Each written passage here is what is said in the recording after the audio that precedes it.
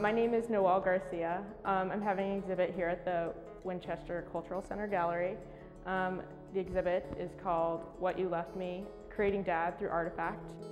I've always had an abundance of images, Polaroids of visiting my dad in prison, and that's what I originally began painting as a student, because these photos are so precious, and as you can see in some of the ones that I put up, they're kind of falling apart, disintegrating.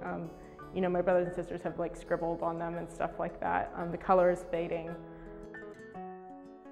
You know, I don't remember him that well, and these photographs,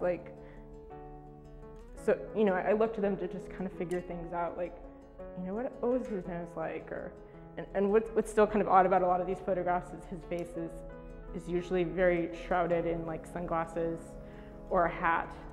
I do have a couple images of him when he was younger, and his face is a little bit more, you can see a little bit more of it, but later on in life, my dad did get in an accident in a rodeo, and he had to get some reconstructive surgery. So it's also kind of this weird thing to know that even what I kind of remember isn't really what his face was like originally. And I think they're important to me because they're informative. You know,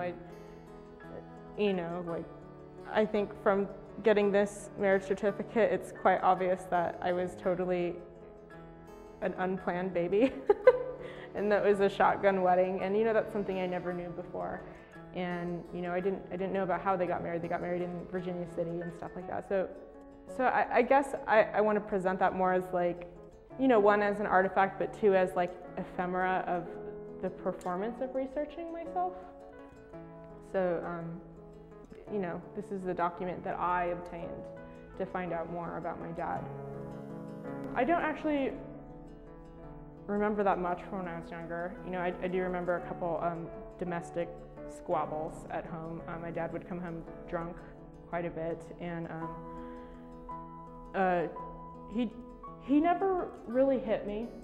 And from what I hear from my other brothers and sisters is that I was kind of favored, and I was a little spoiled by my dad. But I had a younger brother and sister, and when they were born, they had a multitude of disabilities, and it seemed like he kind of resented them for that, so they really took the most abuse.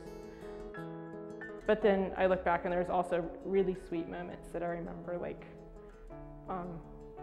I remember waking up when he was picking me up and taking me to his apartment, and then I wouldn't go back to sleep, and he gave me a bowl of Fruity Pebbles, so I have this obsession with Fruity Pebbles now, you know, just little sweet things like that. And I was also very fortunate. A year before he died, he was put on house arrest at our house in Las Vegas, and I was 12. But he was very loving and very sweet, and he did everything he could to just kind of show me that he cared.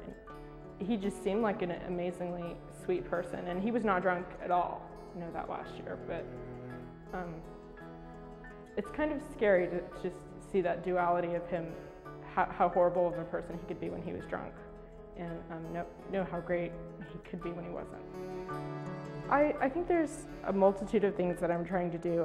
One thing, I do want to honor him, just show that he had a really, you know, spectacular life. You know, even if it wasn't all perfect, it was still really cinematic, you know, just something crazy that you don't think real people do. And I also,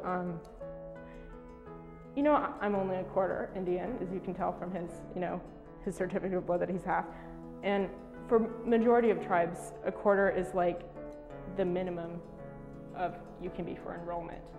And my husband is enrolled in a different tribe, same thing, same exact experiences that I've had. His father died, and he's only a quarter, and we have a son together, and legally he's not considered Native American because we're two different tribes.